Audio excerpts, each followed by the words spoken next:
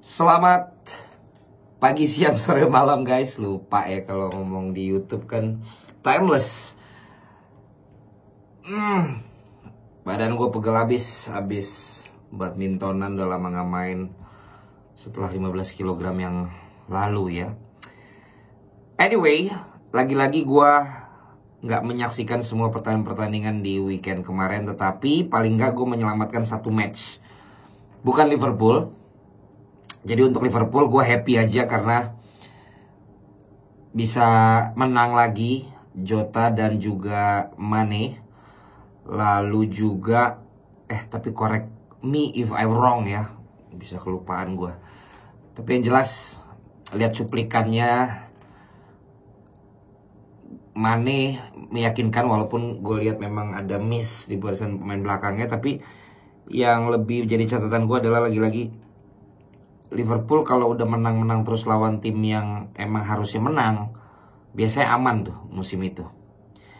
Tapi sebaliknya ketika menang lawan tim-tim besar tapi malah lawan tim-tim biasa mereka seri atau kalah, itu bakal kerepotan. Nah, serunya kita lihat nanti konsistensinya ya, kan bakal lawan Chelsea juga kan yang lagi menang 2 kali juga kan. Jadi apakah kemenangan 2 kali melawan tim yang memang seharusnya menang ini juga dibarengi dengan kemenangan atas tim yang memang seimbang gitu. Jadi nanti kita lihat minggu depan. Tapi harus disyukuri start yang bagus untuk Liverpool, start yang bagus untuk para strikernya, dan start yang bagus juga untuk clean sheet-nya. Jadi kita akan lihat aja di pekan selanjutnya. Lalu United lawan Southampton, gua nonton lewat live score. Jadi gue udah bilang kalau ini masih 1-0 terus di menit-menit 80 gue akan nonton gitu kan.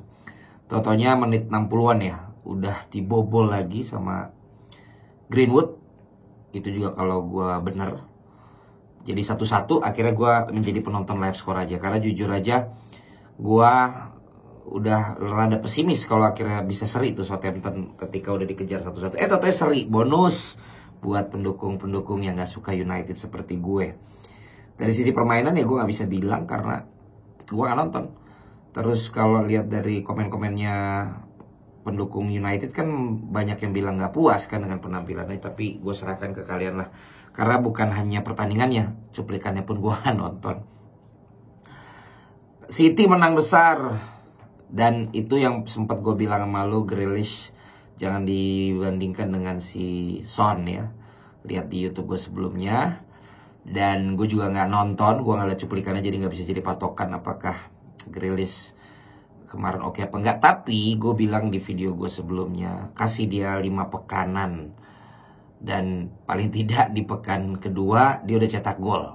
Ya kita lihat nanti di pekan-pekan berikutnya. Jadi gue memang melihat dia kalau keseriusannya main bola dia lakukan lagi dibandingkan keselebgramannya, gue masih optimis sama nih orang gitu. Jadi nanti kita lihat aja lagi apa yang bisa dilakukan Pep Guardiola kepada dia. Lalu juga banyak yang ngomongin gol yang dianulir sama VAR oleh Ronaldo. Kalau buat fansnya Liverpool kayak itu udah nggak jadi isu lagi ya, karena yang namanya cuma jari kuku istilahnya gitu. Terus bayangannya doang aja itu ternyata bisa kena VAR gitu ya. Berarti nggak jadi kebal juga buat seorang Ronaldo gitu. Dan memang ini kan nyebelinnya buat pendukung Juventus dan pendukung Ronaldo menit-menit akhir kan. Jadi gregetan banget gitu loh. Dan kalau memang dilihat dari garis-garis yang ada, cuman kayak tipis banget di jersey gitu. Jadi anyway, gue agak gak percaya sama yang garis-garis gitu tuh. Apalagi kalau yang udah dibuat sama netizen tuh, capturean seperti itu. Karena editan tuh makin kuat gitu, makin jago orang bisa ngedit. Jadi memang yang ada di saat lapangan pertandingan aja, dan gue gak nonton. Tapi yang jelas VAR ini memang kadang-kadang menjadi satu hal yang menguntungkan, tapi kadang-kadang satu hal yang objektif, dan kadang-kadang keterlaluan ya buat tim yang lain. Tapi selama memang konsisten, ya itulah gunanya VAR gitu. Karena untuk tahu itu benar-benar garisnya berapa enggak itu beda dengan teknologinya si goal line teknologi atau juga bulu tangkis atau tenis. Karena ini kadang-kadang kan pelanggarannya bukan cuma sekedar apakah offset apa enggak, tapi ada pelanggaran atau enggak gitu. Jadi ini yang memang tetap perlu diperdebatkan. But at least ada yang diobrolin, ada yang diomongin jadinya Liga Italia kemarin. Selain juga katanya 31 gol, 31 kartu kuning, 7 kartu merah ya. Wow, Liga Italia. Terus Liga Prancis nggak mau kalah kan setelah berita-beritanya Messi. Si siapa? Marseille kan lawan Lyon ya. Tawuran dengan pendukung lawan karena rasis. Waduh. Ini juga kita aja baru nunggu katanya mau kasih izin liga, belum ada penonton. Ini udah boleh pakai penonton tapi tawuran. Bener-bener lah. Terus Barcelona, gue juga gak nonton ya, seri. Itulah yang harus dipikirkan oleh Koeman. Paling gak mungkinnya dimaklumin ya kalau udah kehilangan pemain-pemainnya dan khususnya Messi. Nah yang gue nonton ya ini Chelsea lawan Arsenal lawan Chelsea. Itu pun babak kedua guys. Jadi gue lihat cuplikannya doang di gol-gol babak pertamanya. Lalu gue nonton babak yang kedua. Yang jelas kalau analisa gue, babak kedua tuh Arsenal sempat dapat angin kan untuk mulai menyerang. Tapi kalau lo perhatiin, sebenarnya mulai dapat angin untuk menyerang itu ditambah suara penonton yang mensupport mereka kalau menurut gue. Awalnya gue pikir memang wah ini bakal bisa diseriin nih. Tapi ketika gue melihat si Saka masih main ya kan, ada si Caka, ada si nomor 10 tuh, gue sampai sekarang tuh pemain-pemain Arsenal aja gue nggak hafal. Sebelum si Aubameyang masuk juga mulai banyak tekanan, tapi nggak ganggu Mendy juga gitu loh, dan nggak ganggu Christensen sama temennya di tengah. Azpilicuetanya juga solid, si Alonso juga bagus mainnya. Dan kalau lo perhatiin mereka berani, mungkin kalau udah 2-0 ya, mereka berani. Kalau gini, kalau Arsenal kan langsung gebuk-gebuk dengan speed, mau langsung ngejar gitu. Tapi kalau Chelsea bisa nahan, terus begitu dia ditekan karena pemain Arsenal babak kedua tuh bikin high defensive line, mereka tetap berani mainin bola triangle segitiga gitu. Dan itu tanpa N'Golo Kante kan awalnya. Tapi mereka tetap bisa mainin gitu dengan adanya si James ya, yang cetak gol kedua. Lalu gini, yang udah jelas, kalau lu lihat Jorginho kemarin, lu bisa hitung. Jorginho itu paling rata-rata paling banyak ngontrol bola 2 kali.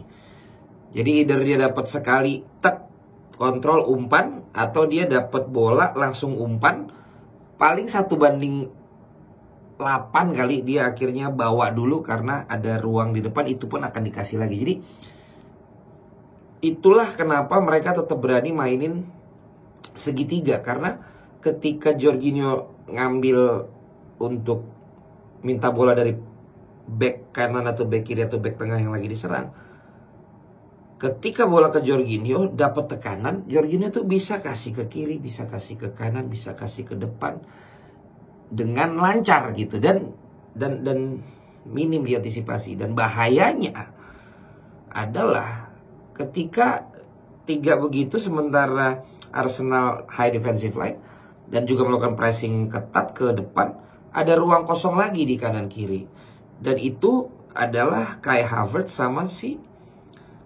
Lukaku yang juga bisa ngelebar sebelum Werner main kan. Dan gilanya Lukaku adalah ternyata kayaknya dia bakal menjadi pemain yang salah satu pemain yang akan mematahkan mitos kalau pemain comeback lagi tuh nggak maksimal. Gokil Lukaku kemarin kalau lu perhatiin, body balance-nya, body charge-nya, speed-nya, akurasinya, finishing dan kerjasamanya itu sih gokil. Dia bisa ngasih umpan, dia bisa buka ruang, dia bisa bikin peluang sendiri, dia bisa cetak gol. Dan itu kelihatan banget dari Lukaku tadi malam. Bahkan dia sempat bisa 2 gol ya, kalau nggak ada penyelamatan spektakuler juga dari si Leno ya, bener gak sih, penjaga gawangnya Arsenal. harusnya itu jadi gol gitu. Terus dia bisa kerjasama dengan Kai Havertz, dia bisa minta bola dari James, dia bisa ngalirin, dia bisa bawa sendiri, ganti Werner masuk, dia yang diisukan nanti bisa jadi ini akan membuat Werner cadangan mati, dia bisa tetap kerjasama. Salut gue sama Lukaku. Dan ini yang gue lihat kematangannya Chelsea yang ada di bawah si Tuchel ini. Jadi Chelsea ini kandidat kuat menurut gue ya dengan penampilannya kayak kemarin. N'Golo Kante masuk, makin lancar untuk bisa jemput bola ke bawah. Jorginho masih dimainin. Jorginho nggak terlalu capek ke bawah, tapi dia nemenin aja, direbut sama Kante. Kante bisa minta 1-2 sama dia, bisa ke depan langsung. Pilihannya ada Lukaku juga. James juga kadang-kadang cepat, dan kadang fullbacknya juga maju. Walaupun babak kedua Azpilicueta sama Alonso tipis-tipis aja gitu. Tapi Arsenal Aubameyang masuk, cuma satu peluang tuh yang dia minta bola, umpan terobosan, tapi udah keduluan sama Mendy. Ini benar-benar kematangan Chelsea dan beban lagi buat Arteta. Ya, beban lagi buat Arteta. Gue juga udah ngomong di video sebelumnya, kasih dia kesempatan. Ya menurut gue tetap harus dikasih kesempatan, dan gue setuju dengan wawancaranya Roy Keane sama si siapa kemarin tuh ya.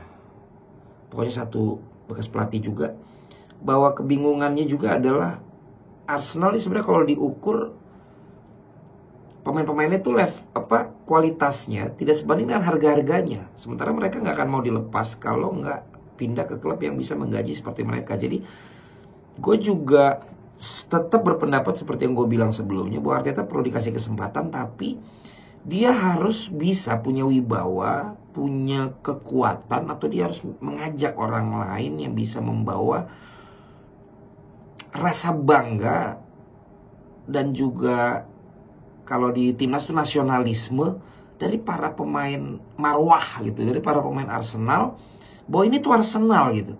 Mereka tidak layak untuk seperti ini, apalagi harga mereka pun mahal. Mungkin bisa ngundang Wenger, bisa ngundang yang dihormatin lah di sana, Tony Adams, Ian Wright, atau Dennis Bergkamp, atau siapapun lah yang mungkin di sana lebih tahu lagi, untuk ngembaliin marwahnya Arsenal gitu. Karena kalau sekarang benar-benar mereka ya udah gitu. Kalau nggak bakal repot loh. Setahu gua lawan-lawannya juga masih berat di 5 pekan pertama. Jadi kalau buat kemarin menurut gua emang Arsenal kalah lah sama Chelsea. Ya jadi itu dari gue. Oh ya, yang satu lagi yang lupaan gue, si Szczęsny katanya itu gimana membuat blunder sangat fatal.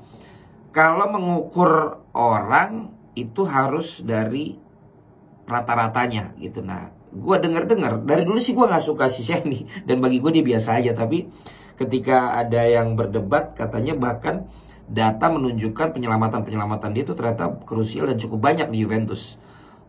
Dan kalau itu benar ya berarti bisa dibilang ya penampilannya oke gitu kan. Nah, bisa dimaafin nggak blunder seperti itu? Ya kalau tidak rata-rata, menurut gua harus dimaafin gitu. Kenapa? Lu inget Alisson cetak gol di menit akhir lewat kepala di musim lalu. Tapi lu juga harus ingat Alisson yang sama pernah melakukan blunder 2 kali dalam satu pertandingan.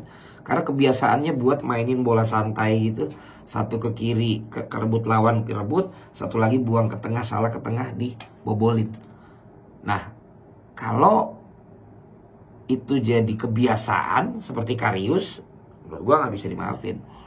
Nah, Szczęsny harus, kalian lihat aja datanya dan kalian lihat aja ke depan. Salah satu juga menurut gue seperti Szczęsny itu Muslera tuh Uruguay kan, dan sempat di Lazio, gue gak tahu sekarang. Bagi gue tuh orang, ampun tuh kiper biasa banget. Tapi gue gak pernah lihat data, tapi kalau gue lihat penampilannya, nih kiper gak meyakinkan banget. Tapi tetap aja dipercaya terus gitu. Jadi ya harus di-compare sih memang pandangan kita melihat dia pas jadi penjaga sama statistiknya. Kira-kira dari gue itu aja review gue di pekan kemarin ya. Sampai ketemu lagi di Radut Valen channel berikutnya. Thank you guys.